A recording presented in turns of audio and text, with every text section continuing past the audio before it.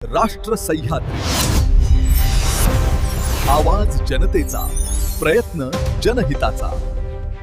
दिल्लीतील जंतर मंतरवर सामाजिक कार्यकर्ते व शास्त्रज्ञ सोनम वांगचुक, विद्यार्थी नेत्या नेहा बोरा आणि इतर आंदोलनकर्त्यांवरील कथित कारवाईच्या निषेधार्थ श्रीरामपुरात भाकपा माले लिबरेशनच्या वतीने जोरदार आंदोलन करण्यात आले। आंदोलकांनी विविध स्पर्धा परीक्षांतील पेपरफुटी प्रकरणांची न्यायिक चौकशी, दोषींवर कठोर कारवाई, शिक्षणाचे व्यापारीकरण थांबवण्याची मागणी केली। तसेच केंद्र सरकारविरोधात घोषणाबाजी करत पंतप्रधानांच्या नावे निवेदनही देण्यात आले। आंदोलनात पक्षाचे पदाधिकारी, विद्यार्थी आणि नागरिक मोठ्या संख्येने सहभागी झाले होते। राष्ट्र सह्याद्री न्यूजसाठी प्रतिनिधी सोमनाथ डोळे।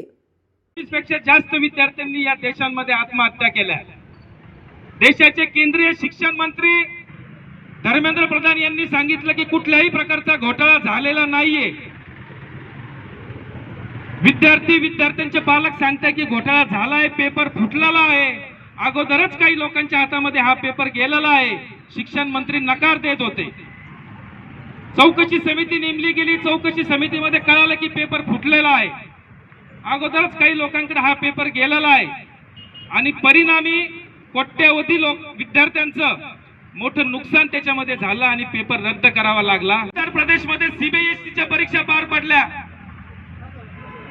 सीबीएसईच्या परीक्षेमध्ये वेदांत नावाचा विद्यार्थी होता, फर्स्ट क्लास मध्ये पास होणारा विद्यार्थी होता, तो नापास झाला। त्यांनी रिचेक साठी फॉर्म भरला।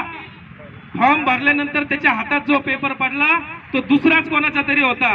म्हणजे हुशार मुलांचे जे पेपर आहेत ते सुद्धा पैसे दिलेल्या विद्यार्थ्यांना ते पेपर बदलले गेले आणि त्या परिणामी तो वेदांत त्याचं जे काही म्हणणं आहे ते सोशल मीडियातून मांडायला सुरुवात त्यांनी केली।